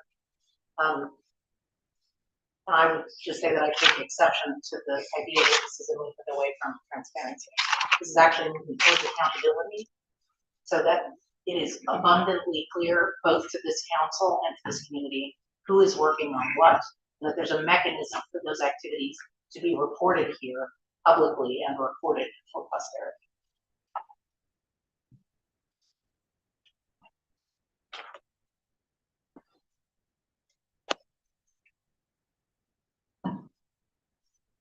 Billboards. Got it. Transparent. Good place to hash it out, discuss things, work files. That's a good place. We can do that on our leisure. We don't have to formally come together, and if we develop a question, then that's email away from our resources. It's not going to take away from someone's schedule. I think the architecture to accomplish what we're intending to do already exists. And then I think this is something great that should be adopted so that it's a policy procedure back pocket there, living document, the alternate can be amended. And then if we have to formally stand up a subcommittee that has to convene, then we have the rules in place. We can just prop it up like that.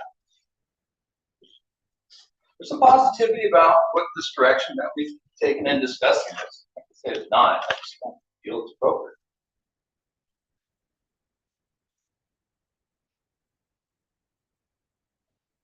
So are you for this? I'm against it.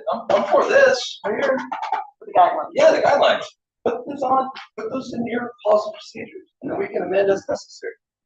He's put real effort, time into this, and this is a good document. Let's take this and adopt it. But as far as formally standing up subcommittees, So you're like I just said, not to do the resolution, the resolution, but to use the guidelines. That's what I was asking for. Yeah. And that's what I was saying earlier. Use the guidelines for what?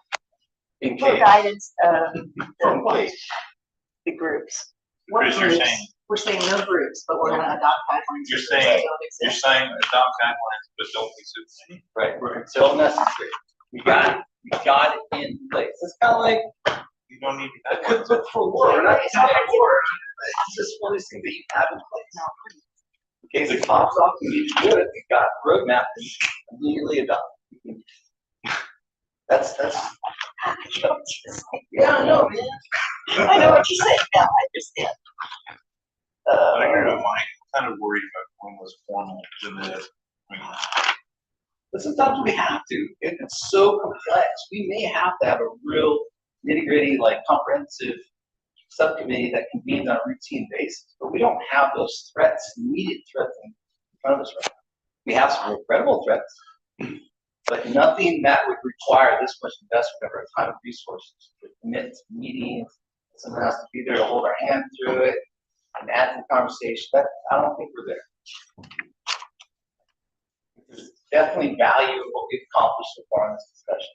Definitely value the document produced from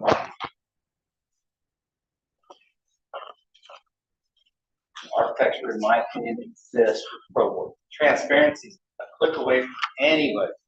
What's council talking about? They get on there, they can see it. They can see it laid out, read and applied. Chris said this, Chris said that, this, that, okay.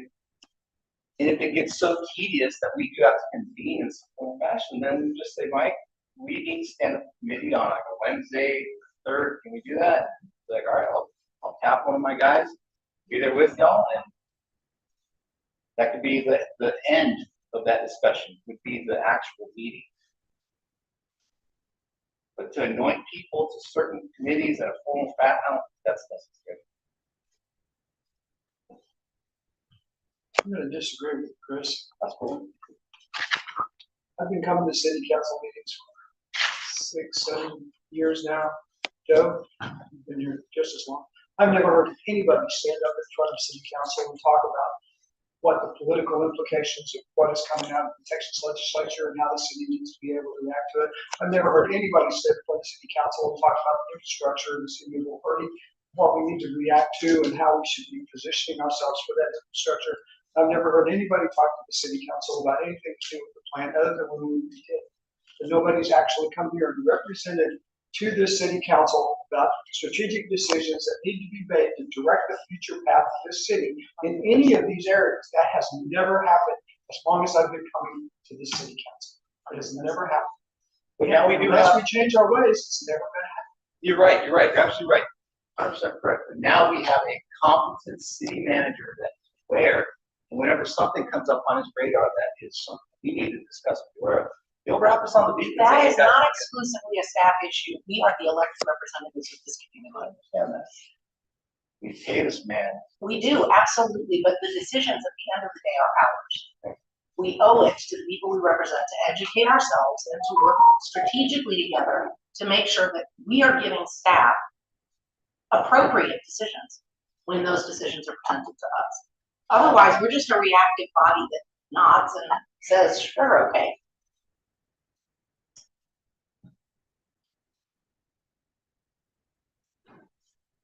Okay.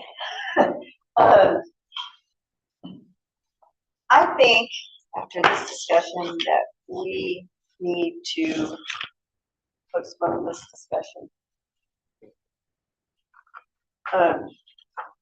until our next meeting to give time to council to review what was said tonight and to review the guidelines that have been presented, review this resolution, and to come back with changes we'd like to see and where we need to be on this at our next meeting. So, Mayor, if I may, what are we, what's the expectation of the next meeting? That we would, that we And then. address the guidelines as we have in boards. What are we on, 4C? Okay, review the guidelines and make the changes that we want to see made there. And then review the resolution of this, and it needs to be a little bit of correction here for some items that need to be corrected on there in both items, in both documents, and come back and get those in place for a vote. So we've already voted on the subcommittees that are prior to the previous meeting, correct? We didn't vote. We did not vote. We were This is voting. part of it, of This our is the only resolution. to vote now. So these. Okay, there's just direction. So So that's this why I'm is- saying, we would need to review this resolution, correct? And review your guidelines, come back, ready to discuss those and make a decision and a vote at our next meeting. I guess I just want to make sure, the spirit of not wasting time, we're talking about It's is 2 weeks. that we agreed to move forward with subcommittees. I This think is we the next did, step. I think we did, but this is being presented to us now, correct? Past this meeting. If we would have maybe had this the day that we did discuss and had this, what it was gonna look like, maybe today we would have been better prepared to make a vote. And all I'm asking is that I think in consideration of everybody's thoughts and processes of this item, these 2 agenda items, that we put it on a postponement until our next meeting. Give time for everybody to make the changes that they want to see in there. I know Councilman Watson has some changes she wants to make. There's some that need to be made in the resolution. And then have that ready to propose at the next meeting and vote on the resolution and the guidelines, whether we want to actually do this. And we will go first with the resolution. And then if we adopt the resolution, then we will make the changes to the guidelines and get all our concerns taken care of. Is that okay? Is that okay? Is there guidance to staff? Correct, excuse me, I'm sorry.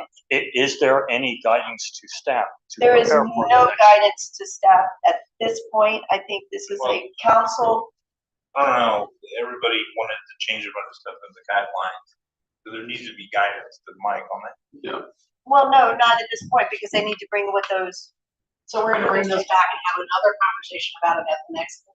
No, we're gonna put them in, we're going to vote on the resolution, whether we adopt the resolution or not, and whatever changes are brought at that point, right? So we're That's gonna number bring one. more changes to the resolution next We time. need to take some items out of here. So we're gonna this have one-year another term- conversation. I guess that's the question. Are we We- gonna send those Well, tonight? before we even move to the guidelines, because council didn't want to vote on the resolution until we reviewed the guidelines. So you're getting in the same situation here. Yeah, I don't know that we're making progress. I feel like Well, we're we can in flip flop it again. We can do the guidelines first and the resolution after. It doesn't matter. We can move it to discuss it however we need to discuss it that night. I suggest that we put both of these items postpone them But until our next If meeting. you don't give If we don't, Mike any direction on this, it's gonna appear like this at the next meeting. Correct.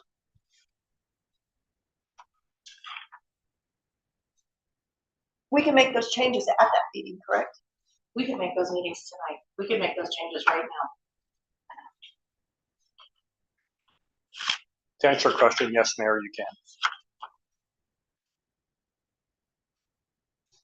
Because we're gonna have to agree on each item and vote on each item. And how is next meeting gonna be any different than tonight? Is everybody prepared to look at each item tonight? That's what we want to do. I like homework assignments though. Those are usually more productive for me. We gotta operate. Francesca, they're given. She has, but everybody is, That's what we were. it should be offered to every council member here to be able to have that opportunity to make any of those changes, Yeah, I mean, correct? yeah. Councilman Kraywitz had some changes that he wanted to make. I think Councilman Brown did too. Obviously, Councilman Goffin does. And so I think we should offer the courtesy of the rest of the council to have that opportunity.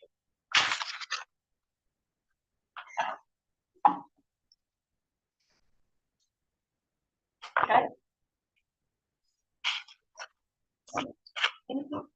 Okay, so I'm gonna make a motion that items, do I have to do each one separately? Or can I do them together? They're separate, so then Okay. take the other one back. That items 4C, discussion of possible action to provide guidelines regarding the operation of city council committees, be postponed to our next meeting. Do I have a second? Mayor, can I get clarification, maybe the July 28th meeting or the first meeting of August? Our next July 20th. Second that. Oh, you're second? Okay, all in favor? Say aye. Aye. All those opposed? All those abstain? So we got an abstention from Councilman Hawkins, a no from Councilman Watson, and agreement, aye from Councilman Brown, Councilman Alexander, Councilman Goff, Mayor Hayes, and Councilman Kraywitz. Okay. I motion that item 4B, discuss and consider the approval of a resolution creating the city council committees, be postponed to our next meeting on July, what day is it? 28th. 28th, Which is the planning and zoning meeting. on July 28th. Do I have a second on that? A second from Councilman Goff. All in favor, say aye. Okay, all those opposed? Councilman Watson and Councilman Watson, how did you go? Aye. He voted aye. Should really be on the first meeting of the month. Okay. All right, moving on. Public comments not related to posted agenda items. Please run that.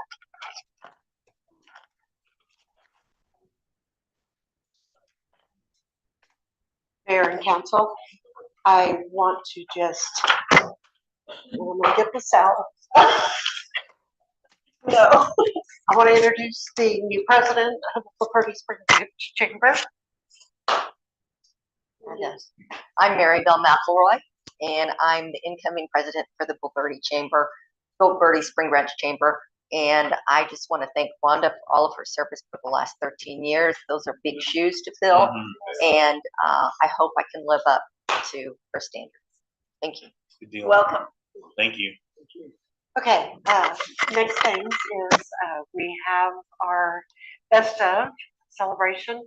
Well, best of competition or voting will end tomorrow night at midnight. We are very proud. Last year we ended with just over 10,000 voters and 33,000 votes placed.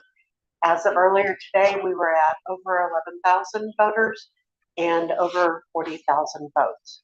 So the community is really participating and showing us we have over 100 additional, almost 100 additional competitors or contenders in the competition. And we are pretty strict on they have to, if they're not a member of the chamber, they have to be in our region physically to be part of it. So the celebration and the announcement of the best of in each category will be done on August 11th. I realize that is y'all's meeting day. However, it will be between 2 and 5 p.m. for the actual awards. And we do invite, I know we have to have a selection of who comes, but do invite y'all to come out and join us.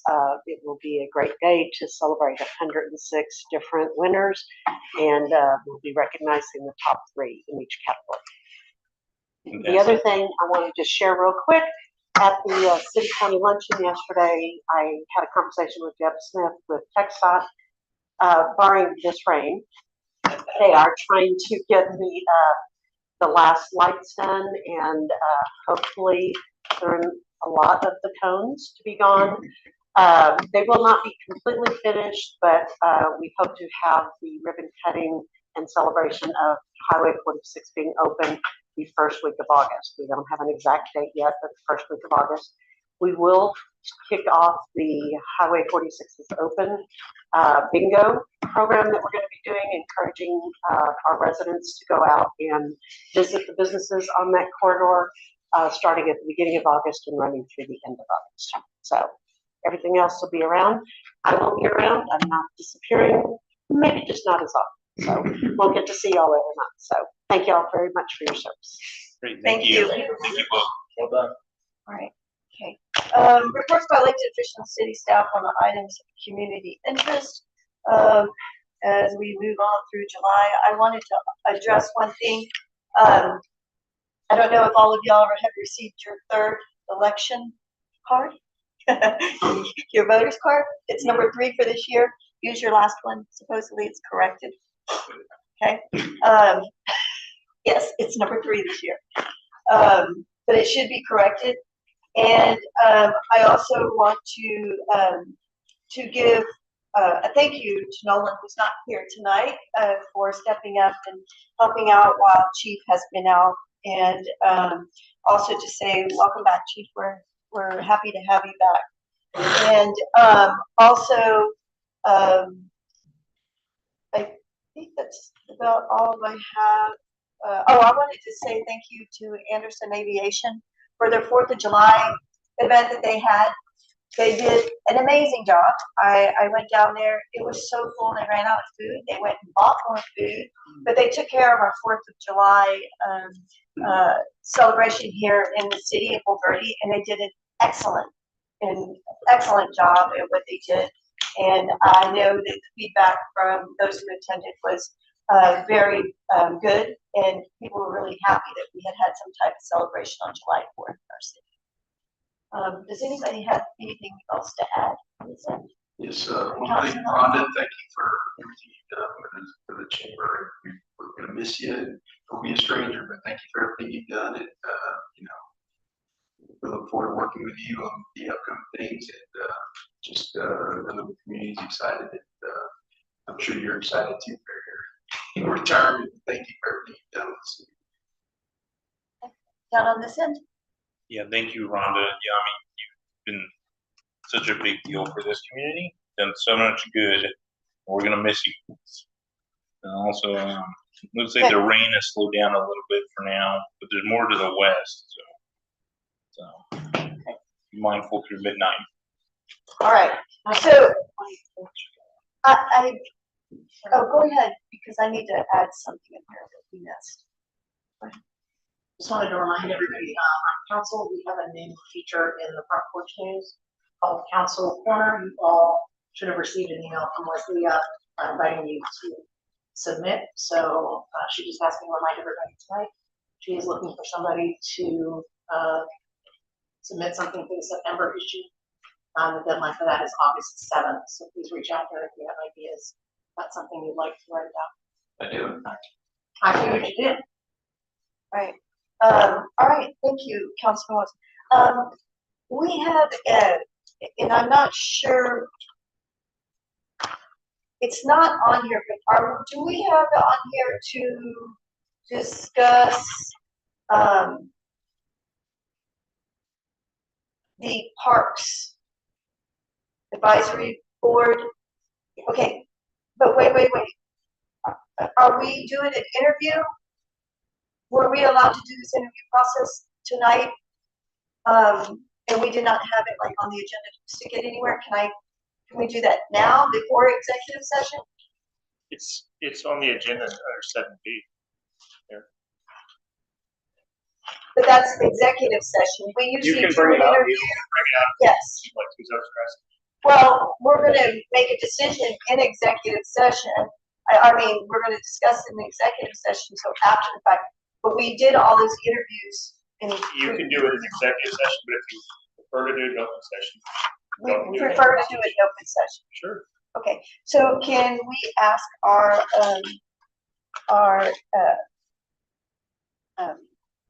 person that is wants to be considered for this great position, this vacant place 3 on the Parks and Recreation Board, to come forward? And the way this works is that Mrs. Canada is that Council will have the opportunity to, each one of them to pose questions to you regarding this position. So we'll start down here with Councilman Brown.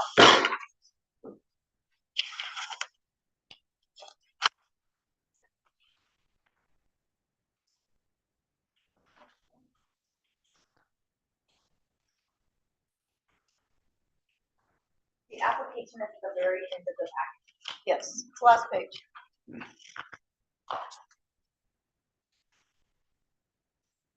We can come back to you if you prefer. Yeah. Councilman Alexander. Sure. I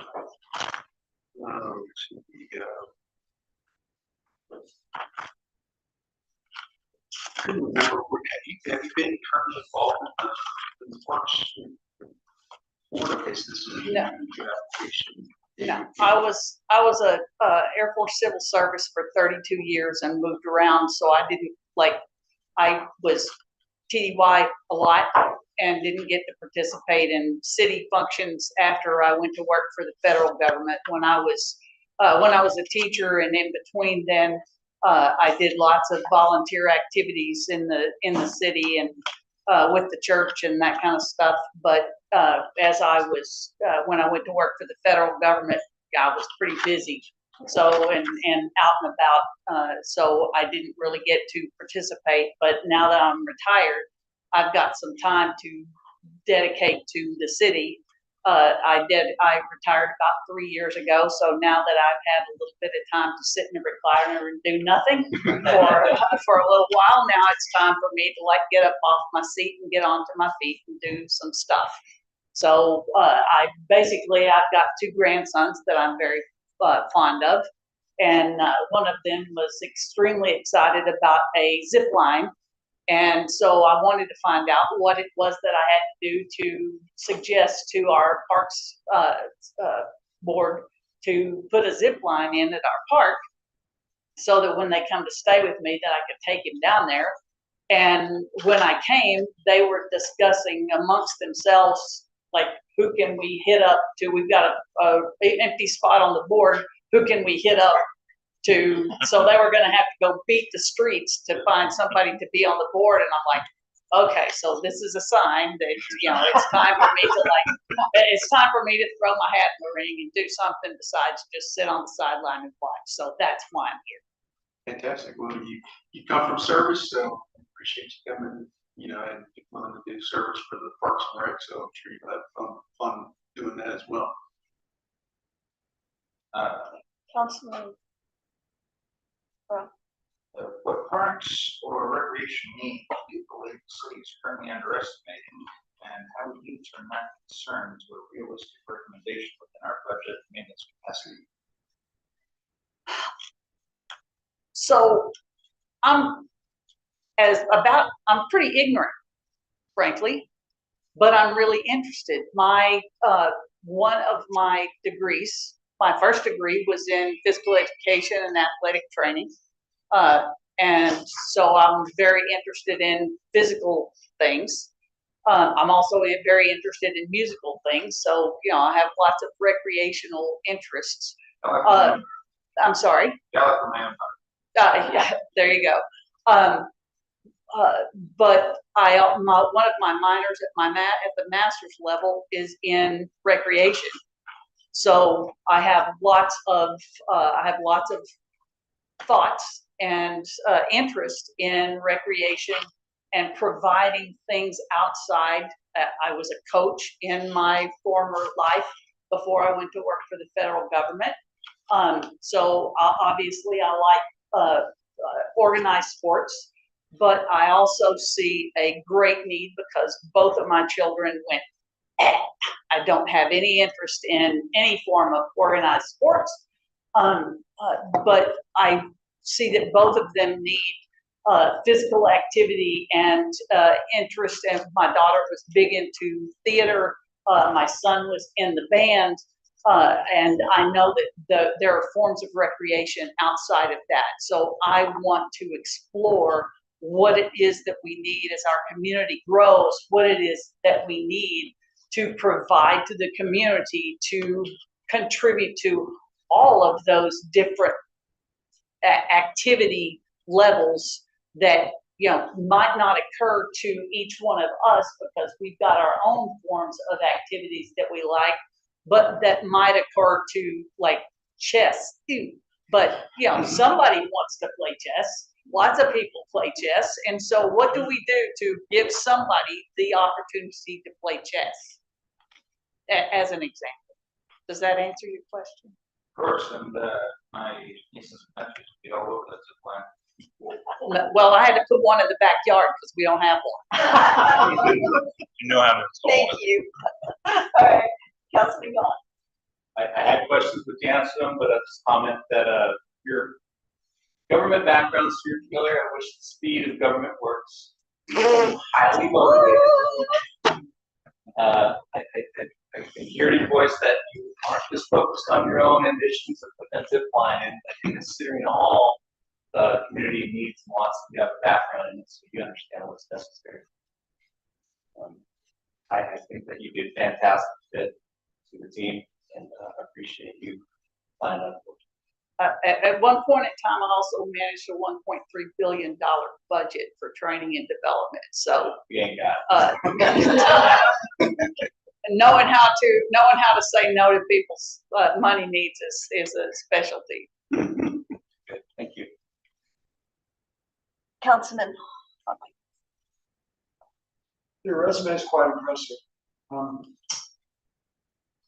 Obviously, to accomplish and be in charge of these things, I have to be a go-getter and an aggressive person to achieve all these things. But in the capacity that you're aspiring to is much more low-key, and you're going to be much more involved in learning the ropes, as you say, learning how to get along with the people and things like that. How well do you think you'll be able to do that? Is that going to be a conflict with your personality, or what do you think about that?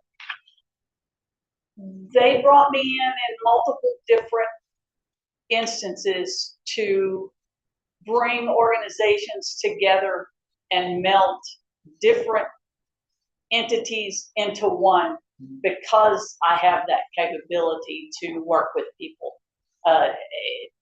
Yes, I can. Yeah, I'm rather opinionated, but I'm also rather logical, and I can usually get people to see, to talk their way through to finding a logical conclusion to what needs to happen. So I don't typically have a huge issue with butting heads with people necessarily. We usually I have butted heads with some colonels and some generals, and I typically come out pretty good. But I also have a soft hand. I know, a lot of this, I think, will be consensus, and we certainly don't want to do anything to polarize people that have been in this commission for a long period of time. New blood and a great resume is always an asset to the city, so I think you'll be a good fit for it, just knowing as you come into it, you'll have to watch it.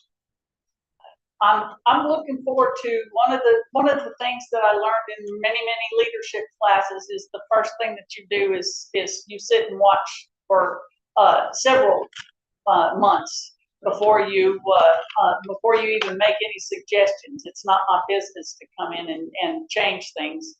It's my business to come in and see where I can fit, and then make suggestions to see if anything fits. I love your sense of humor. I think it will serve you well. I had some questions that you answered. So thank you for stepping up and volunteering. Sure. Councilman Kramer. And you seem very enthusiastic and personable and obviously well experienced. I got no questions for you other than what's your favorite thing about our parks? Favorite thing about the parks? I love the musical instruments that are in the parks. I'm looking forward to looking at the different I'm understanding that there's some different, like some walking tracks and and other things that are out there that I didn't even know that were there. before I came to the Parks and Rec meeting. So Sure. I'm looking forward to going out and seeing what other things are there, when it quits raining. Right. But aside from that, you know, I've been participating in several jam sessions around, over at the Senior Center and in Bernie and some in San Antonio. Like, you know, that might be something that we might expand on. Great. What's your instrument? Mostly I play guitar, but I have a banjo, I have a fiddle, I have a dulcimer, I have a auto harp. I have lots of things that I don't really play very well. Awesome. Percussionist myself. Okay. Do what? Percussionist myself. I wanted to be a percussionist when I was in grade school, but my mother was kind of best friends with the band director, and she told him that I could play anything but the drums. Okay. Yeah. Okay. I am so excited to know that you, with your skills, have applied to be part of this group and part of our city. I think that you will bring a great addition to the group that has been appointed. We are looking to enhance our parks for the future. It is one of the things that, as we grow, has become very important to do in our city. I'm really excited about your background in social media and hope to see that some of that will be implemented in getting information out about our parks to our community and the things that happen there. There's never enough social media going out when you're trying to do that and to try to be part of anything that's happening at the park. I also noticed that you were in various different positions, that you were a project manager. And I think that being a project manager is part of what needs to happen at the park. There needs to be some planning in place, and there needs to be some, some things that are going to be priorities, things that need to be moved further down. And I think that you will be able to bring a lot to that, to that group, and as we move forward to what we look at for the future of that park. I guess one of my questions for you was that I wanted to know what was the most important thing for you in the park, and obviously it is a zip line. Well, I would really like to. What brought it to mind? My husband and I come from the Wichita Falls area, and we went back to Wichita. We go back to Wichita Falls typically around Labor Day for dove season. And in Wichita Falls, at one of the parks, they have a really nice zip line that has one of the egg-shaped hard plastic legs for handicapped kids. It also has some other ones for the other. Well, one of my grandsons is on the spectrum. Not hugely on the spectrum, but on the spectrum, and he loves that because it reminds him of a Six Flags ride. He is a huge roller coaster man, and so we could barely get him. He still remembers. He wants to go to he thinks Wichita Falls is just right over there, and he wants to go back there. And so that was what I was looking to. What can we do to raise money? What can I help do to raise money to put one of those in our park? And so that was what I was coming to ask them about was, what do I have to do to bring this to the board's attention, to, what kind of thing can I help do to begin to raise money for that? And their biggest concern was, what's the legal, what liability and that kind of stuff. And I'm like, well, I don't know. If Wichita Falls can do it, they're pretty poor, so if they can do it, I'm pretty sure we can too. And I guess my last question is, how long have you lived in the Bulverde area? We moved here we bought the house on John Charles in 2010. Okay. All right. Anybody have anything else to add? No? All right. Thank you, Ms. It was Canada. a pleasant meeting everybody. It was you. wonderful meeting you. Thank you for waiting around for us. Not a problem. That was interesting. person. Do you want to be our guide or that?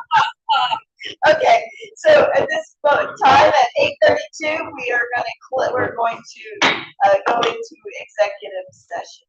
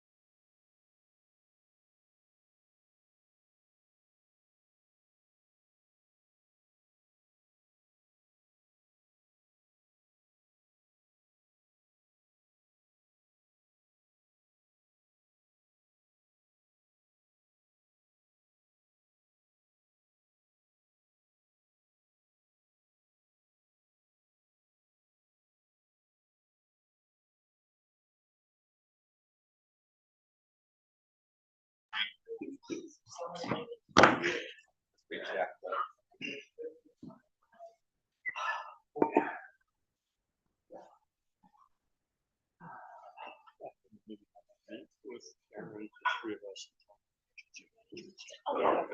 pressure is just out there lingering. Walking on, videos Clouds. sitting there.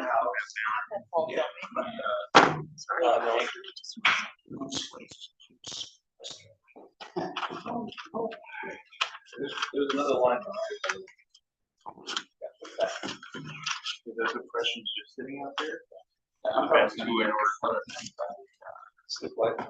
Hey, can I pass this around your phone, please? Thank you.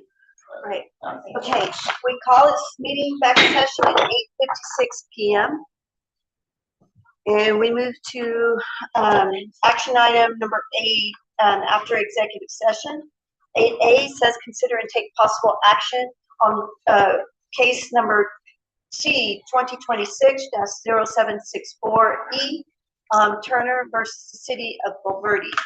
And I'm going to make a motion that we give approval to our legal counsel to compose a response to this court case. A second. Okay? All in favor? Aye. This is unanimous. Okay. 8B, consider and take possible action on an appointment to fill a vacancy on the Parks and Recreation Advisory Board. And I make a motion that we take action on the appointment of Mrs. Canada to fill the vacancy on the Parks and Recreation Advisory Board for place number 3 that will run until June of 2028. Is that correct? I second. We have a second on that. All in favor? Aye. Okay, and if there's nothing else to add, we adjourn this meeting at 8:57 PM. Is to see the pressure gradient. So. It's dancing back.